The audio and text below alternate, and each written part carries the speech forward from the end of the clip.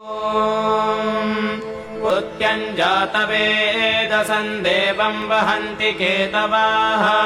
दृशे विश्वाय सूर्यम् अपत्येतायवो यथा नक्षत्रायन्त्यक्तुभिः सूराय विश्वचक्षसे अदृश्रमस्य केतवो विरश्मयो जनाङ्कनो भ्राजन्तो अग्नयो यथा तरणिर्विश्वदर्शतो ज्योतिष्कृतसि सूर्य विश्वमाभासि रोचनम्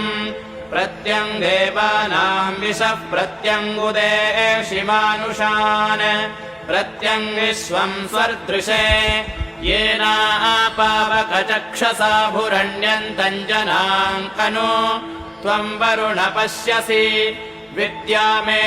शिरजस्पृथ्वः मिमानो अक्तुभिः पश्यञ्जन्मानि सूर्य सप्तत्वा हरितो रथे वहन्ति देवसूर्य शोचिष्के संविचक्षण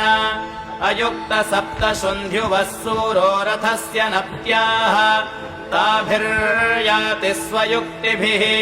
उद्वयन्तमसस्परिज्योतिष्पश्यन्त उत्तरम् देवन्ते।